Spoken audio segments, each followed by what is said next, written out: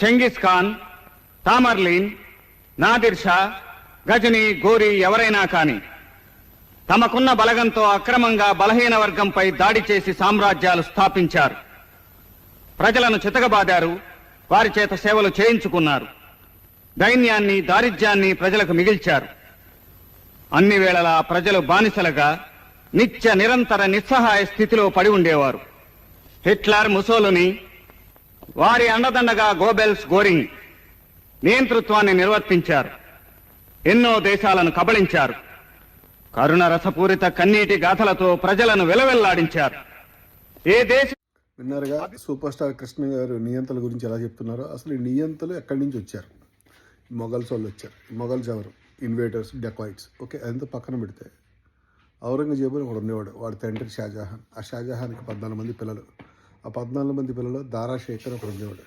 ఆ దారా షేక్కి మళ్ళా 13 మంది అన్నదమ్ములు. ఓకే, అయితే ఇక్కడ పాయింట్ ఏంటంటే ఈ దారా షేక్ అనేవాడికి మటుకు బుద్ధి జ్ఞానం బాగా ఉండేది. వాడు షాజహాన్కి చాలా ఇష్టమైన కొడుకాడు. సో వాడు ఏం చేసాడంటే బాగా వెల్ రెడ్ వాడు. వాడికి ఇస్లాము, పర్షియా ఇవన్నీ నేర్పించడంతో పాటు సంస్కృతం కూడా నేర్చుకున్నాడు. వాడికి భక్తి ఎక్కువ ఉండేది, స్పిరిచువాలిటీ బాగుండేది. వాడు సూఫీలతోని మాట్లాడేవాడు, మన పండితులతో కూడా మాట్లాడేవాడు. వాడికి ఉపనిషత్తులు చదివాడు. మన ఉపనిషత్తులు చదివి వాడికి ప్రీతంగా నచ్చిన ఉపనిషత్తులు 57 ఉపనిషత్తుల్ని వాడు పర్షియాలోకి కన్వర్ట్ రాయిపించాడు.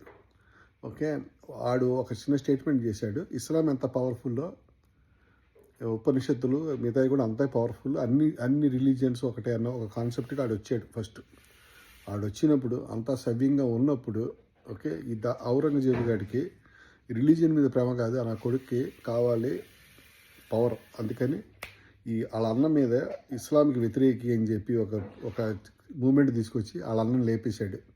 వాళ్ళ అన్న తలకాయ నరికి వాళ్ళ నాన్నకి ఇచ్చి అక్కడి నుంచి ఔరంగజేబు గారు 50 ఏళ్ల పాటు హిందూ టెంపుల్స్ దొరికినవన్నీ నాశనం చేసి హిందువుల మీద ట్యాక్సులు పెట్టి అలాగా చేసి మొత్తానికి ఒక భయంకరమైన డివిజన్ ఒకటి వాడు తయారు చేశాడు.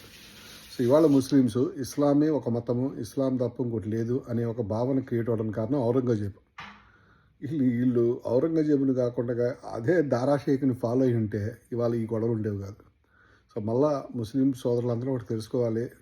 మీరు ఔరంగజేబు అనే దుర్మార్గుడు చెప్పిన దాన్ని బట్టి చూసి మీరు ఇస్లాం ఈజ్ ద ఓన్లీ రిలీజన్ అనుకుంటున్నారు. కానీ మీరు ఆ దారాషేక్ పద్ధతిలోకి వెళ్ళి ఉపనిషత్తులు చదవండి. మీ పరీక్షలో కనుక ఉపనిషత్తులు మీరు చదువు ఉంటే ఇవాళ ప్రపంచానికి ఈ బాధ ఉండేవి కాదు. గొప్ప అవకాశం కోల్పోయారు. కానీ ఇవాళ పోయిందేం లేదు. మీరు ఇవాళ ఎడ్యుకేటెడ్ టుడే, ఇన్ఫర్మేషన్ ఉంది. మళ్ళా పోయి ఆ పరీక్షలో ఉపనిషత్తులు రాసుకొని చదివి అన్ని మతాలని, అన్ని రిలీజియన్స్ని గౌరవించండి, కలిపేసుకోండి, సంతోషంగా సావండి. ఇస్లాం కోసం మనం ఎవరిని చంపినా, ఎవరిని నరికినా, ఎన్ని బురకాలు వేసి కుదిరిగినా కూడా మనకి మోక్షం రాదు. మన కష్టాలు మనం పడాల్సిందే.